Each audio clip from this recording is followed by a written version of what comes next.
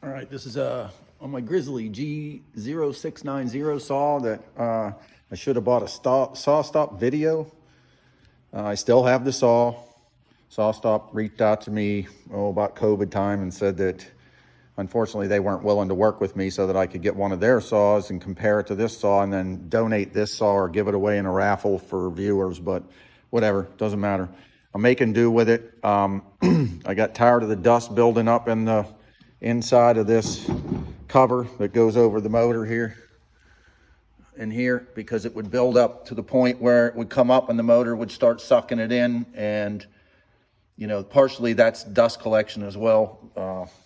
This is a multi-level thing that I'm doing, but anyway, this is the modification I just made to this. All I did was take a piece of leftover flashing for some it's a galvalume roofing material, and this was for some fascia material that I had left over. So I just cut a piece, put a bend in it here, a bend in it down here, cut it to fit at an angle so that when the sitting up in the saw, that the dust will come down, hit onto here, and slide down and go back into the saw like it's supposed to.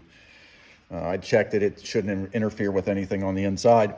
And then I just used AC foil tape to tape the inside edges just as I did the whole inside of my saw. Everything inside that saw is sealed up with AC ductwork tape, and it's worked out pretty good. But the major news, other than giving you this, and all I did was pop rivet this in. If you can take a look here, let me see. Sorry.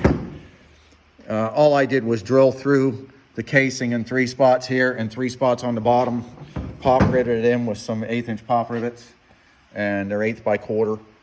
And that held it in. It's good and sturdy. It's not going anywhere.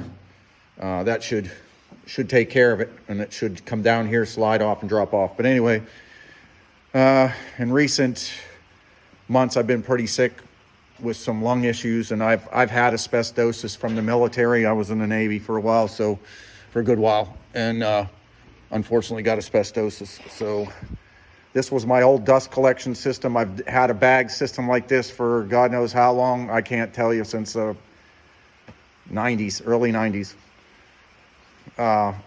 And I've had Penn State and Jet, and can't think of the other ones. And this one I think is a Harbor Freight. I'm not even sure. Not sure which one this is actually. But it always served my purpose, but it never really removed the dust from the shop, and unfortunately I should have been more concerned about that. I've looked at a Harvey, and I looked at Oneida, and Oneida excuse me, I have a cold with a lung issue I was speaking of. Oneida has sort of fits my shop needs a little better than the Harvey. The Harvey's a little less priced. I'm sure it would work, but Oneida's been working with me for about a year and a half now, and they're out of Syracuse, New York, and I'm going to be getting a supercell system, and it'll be installed over here somewhere. It's supposed to come this week. When it comes this week, I want to show you the difference. I mean, this bag system is what, I don't want to puff on it too much, but anytime you change this stuff just goes all over the place. You're cleaning it. Anybody that has one knows.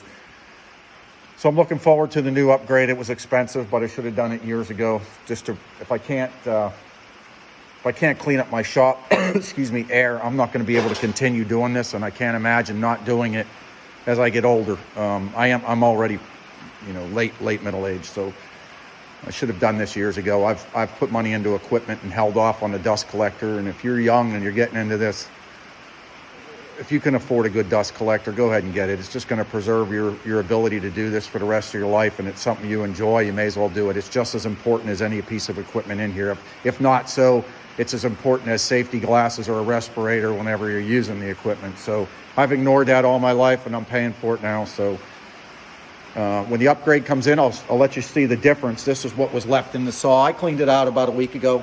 This is what was left in the saw from before. And if I turn the system on, it really won't suck any more than that out of it. It'll build up to the bottom of the intake pipe there. And like I said, anytime I made cuts, this is what's left over from a cut that I made while the vacuum was running, and only one port. I only use one port at a time. My dust collection system is 4-inch PVC drain pipe. You can see it here. I have 5 drops that are about 5.5 to 6 feet each. and sanding 2.5-inch drops over here for my bandsaw, which unfortunately is an older bandsaw. It only has a 2.5-inch port, which is right there. Doesn't have the big 4-inch port. Maybe someday I'll upgrade that, but so far I haven't needed it. I've used this jet bandsaw all my life, and it's only a 14-inch, but it has a 6-inch riser block on it, and I've never needed anything else. But I got a 12-inch disc sander over there and some other sanding equipment, and it's worked. But I'm tired of eating dust like this all the time. I'm going to try and cut that back as much as I can. I run a joiner over here, and this is old jet that I've switched out and put a 6-inch helical head in, and I've been really happy with this. I mean, this thing works. It'll do figured wood like no tomorrow. I just wish it was 8 inches, and soon maybe that'll get upgraded. But for now, it's the dust collection system. Hopefully it's going to be here by the end of the week, according to UPS, but you never know nowadays. So when it comes in, I'll do a video of getting it, hooking it up, and I'll show you the difference in dust collection and tell you what I think about it. So it's a big investment, but it's well worth it. So until the system gets in and I get an update, take care, stay safe, and God bless. Bye.